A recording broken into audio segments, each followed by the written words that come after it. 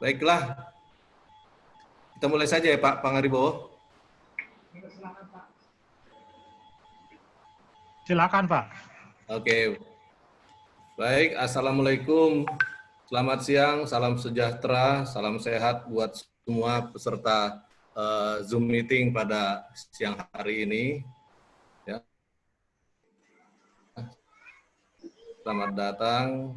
Kami berterima kasih sudah dapat ikut dengan kami di sini.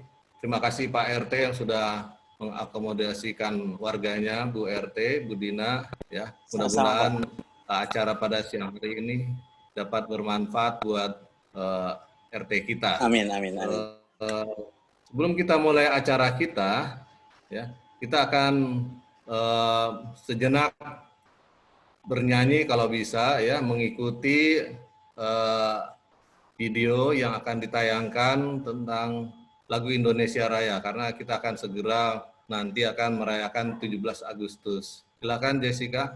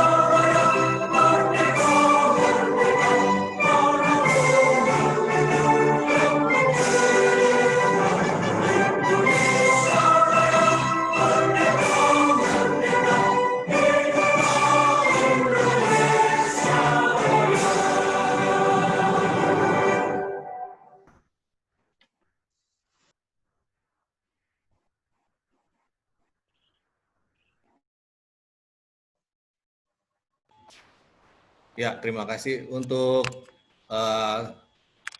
acara pertama, kita akan mendengarkan sambutan dari Ketua Program Multi Pengabdian kepada Masyarakat dari Universitas Trisakti yang akan dibawakan oleh Bapak Dr. Andus Pangaribowo, MSI. Beliau adalah dosen di Fakultas Arsitektur, Teknik, Lingkungan Universitas Trisakti.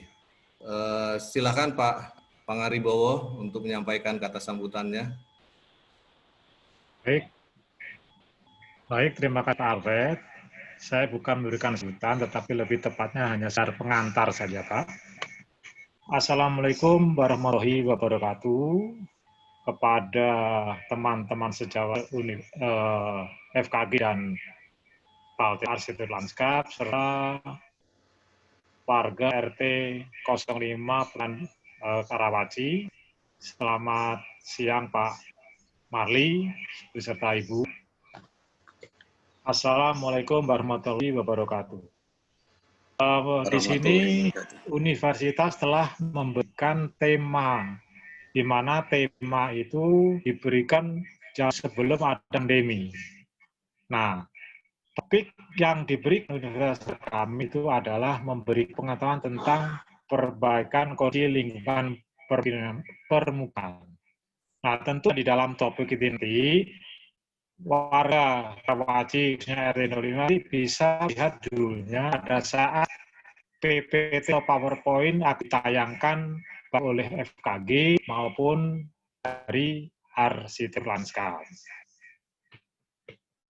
Baik, sebetulnya pengaruh masyarakat ini sebetulnya adalah merupakan salah satu tridharma perguruan tinggi di mana salah satunya adalah pengabdian masyarakat itu memang harus dilaksanakan oleh tenaga dosen. Jadi mau tidak mau, suka tak suka, dosen itu harus melaksanakan program pengabdian kepada masyarakat. Nah, sebetulnya top ini sudah berapa bulan ya, Fed ya? Itu diberikan lokasinya itu sebetulnya untuk lokasi di Pandeglang. Nah, berhubung ada pandemi, otomatis kita tidak bisa bertatap muka. Sehingga lokasinya kita kebetulan karena Alfred ini sudah pernah berkomunikasi dengan Pak Arli, dan kebetulan warga juga melek teknologi, akhirnya ya sudah Pak Alfred, kita pindah saja lokasinya di Kosima Bojong Nangka.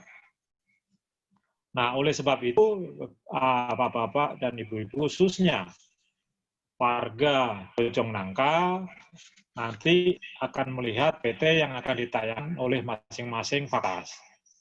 Untuk itu, pengantar cukup sekian, dan waktunya kembalikan kepada Pak selaku moderator nanti yang akan memimpin atau mengarahkan para pembicara di dalam PKM ini. Assalamualaikum warahmatullahi wabarakatuh. Silakan Pak Afri teruskan.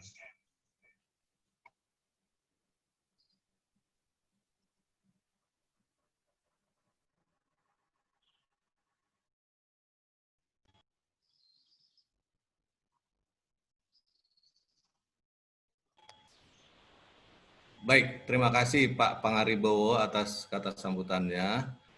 Pada saat ini kita akan mendengar paparan dari Dr. Gigi Carolina Maya Marpaung, SP Prosto, dan beliau adalah spesialis prostodonti dan bukan pakar di Fakultas Kedokteran Gigi Universitas Trisakti.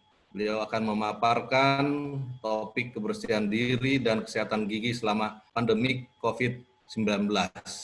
Waktu akan saya berikan kepada beliau. Silakan Dr. Carolina, Anda presentasikan. Ya, saya bisa didengar dengan jelas ya, Pak? Ya, cukup jelas. Ya. Jelas. Silakan. Sebentar ya, saya share screen lagi, saya make sure. Oke, komputer sound saya sudah saya share. Ya, Assalamualaikum warahmatullahi wabarakatuh. Salam sejahtera dan salam sehat untuk kita semua. Memang sangat disayangkan bahwa salam ini saya sampaikan dalam keadaan kita yang serba susah seperti ini ya, adanya pandemi COVID-19. Ya, tapi begitulah adanya, sehingga bagaimana caranya sekarang supaya kita bisa upayanya adalah supaya mencegah penyebaran ini lebih lanjut ya, sehingga upaya-upaya yang sedang dilakukan pemerintah sekarang termasuk vaksin itu boleh kita tunggu dalam keadaan yang seaman mungkin ya. Salah satunya adalah dengan kebersihan diri dan kesehatan gigi termasuk ke dalamnya. Kenapa kesehatan gigi? Karena kesehatan gigi dan mulut, karena Bapak Ibu seperti kita mungkin sudah tahu bahwa COVID-19 itu adalah virus yang tinggalnya di dalam host tertentu gitu, dalam rumah tertentu, dan rumahnya itu adalah cairan tubuh, dan cairan tubuh air liur termasuk cairan tubuh. Jadi di dalam mulut kita itu bisa hidup 10⁸ virus COVID-19, 100 juta virus COVID-19. Bayangkan. Jadi logikanya dengan menjaga kebersihan diri termasuk kebersihan gigi dan mulut, kita dapat membantu pencegahan penyebaran COVID-19 ini. Ya, pertama-tama saya akan menayangkan apa sih sebenarnya COVID-19 itu dan bagaimana dia bisa sampai membuat kita sakit, bahkan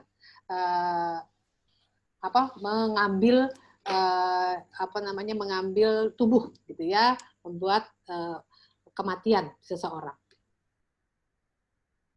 Semua dimulai dari sini. Ketika virus corona masuk ke tubuh kita lewat percikan batuk atau bersin orang yang positif, baik secara langsung atau waktu kita nyentuh benda yang udah terkena percikannya dan nggak cuci tangan setelahnya. Kalau udah gitu, si virus masuk lewat saluran pernapasan dan bergerak terus menuju sasaran utamanya, paru-paru. Disinilah virus yang punya 3 bagian utama ini mulai bekerja.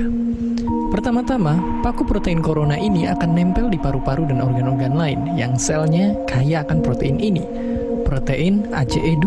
Kalau tubuh kita ibarat rumah dan virus corona itu perampok, ACE2 itu ibarat gagang pintu rumah kita.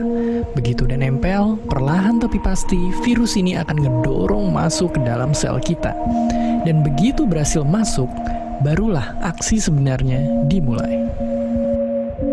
Di fase ini, tubuh virus corona akan membuka dan sang hacker pun terbebas. Dia akan ngehack inti sel sehat untuk nipu sistem imun tubuh kita biar nggak nyerang virusnya. Dan sekaligus ngebuat inti sel jadi memproduksi cikal bakal virus corona baru. Sel yang udah terinfeksi dan dihack ini selanjutnya akan terprogram untuk bunuh diri dan melepaskan jutaan virus corona yang siap nginfeksi dan ngehack sel-sel sehat lainnya. Ya, awalnya mungkin kita cuma kemasukan virus corona yang jumlahnya dikit, tapi dalam hitungan hari aja udah akan ada jutaan sampai miliaran virus corona baru, bikin paru-paru kita dipenuhi oleh mereka. Tapi ternyata, mimpi buruknya ada setelah ini. Ya, ketika virusnya udah menuhin paru-paru kita, sistem imun kita bakalan ngerespon ibarat polisi dan tentara yang meluncur ke tempat kejadian perkara. Tapi inilah yang bikin ngeri. Di sini, virus corona jadi penipu ulung yang bisa ngakalin sistem imun kita. Mereka bikin sistem imun nyerang membabi buta, termasuk nyerang sel-sel sehat kita. Mereka jadi nggak tahu mana kawan, mana lawan, dan perlahan-lahan jadi senjata makan tuan. Buat sebagian besar kasus, kejadian ini emang nggak berlangsung lama. Karena kalau sistem imun kita kuat, mereka pun akan bisa menang dari segala taktik virus corona. Tapi terkadang tubuh kita sedang lemah, dan kalau udah gitu efeknya bisa parah. Kita bisa kena radang paru-paru akibat sel sehat di sini yang udah nggak bisa nahan bakteri pneumonia. Malahan buat kasus yang kritis, bakteri ini nggak berhenti di sana. Mereka bisa masuk ke aliran darah dan akhirnya nyerang seluruh tubuh. Kalau udah begini, bernapas saja bakalan susah banget, dan hidup kita ada di tahapan yang sangat kritis.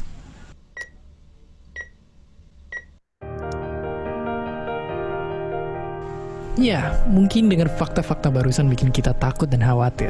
Tapi ingat, kita pun punya cara buat memperkuat daya tahan tubuh kita. Makan makanan bergizi. Ya, bukan lagi sekedar 4 sehat 5 sempurna, tapi ikutilah pedoman gizi seimbang yang bisa ningkatin imun tubuh kita. Virus corona bisa parah kalau kita emang sakit. Tapi kalau tubuh kita sehat, kita punya harapan untuk bertahan. Dan seperti biasa, terima kasih. Ya, demikian penjelasan sedikit mengenai apa itu virus corona, COVID-19, dan bagaimana dia bisa menyerang tubuh kita, ya, sehingga ada pneumonia tadi, radang paru, dan dapat menyebabkan kematian. Nah, kita tentu saja telah mendengar begitu ya, apa ada ODP, OTG, PDP, dan sekarang ada istilah baru, tapi saya kira agak susah begitu ya, itu sangat-sangat kedokteran sekali gitu ya. Kita tetap saja ya, ini sudah lebih ngetop yang ini begitu. Apa sih orang dalam pemantauan? Orang dalam pemantauan itu adalah orang yang namanya pemantauan, orang yang sedang dipantau. Kenapa dia dipantau? Karena orang itu ada ada bersinggungan atau ada di tempat yang di situ ada orang yang jelas-jelas positif COVID, ya, dia kemungkinan terpapar COVID-19, tapi belum ada gejala dan belum tahu apakah dia swabnya belum keluar, let's say begitu ya. Jadi dia dipantau, ya, dia dipantau. Lalu ada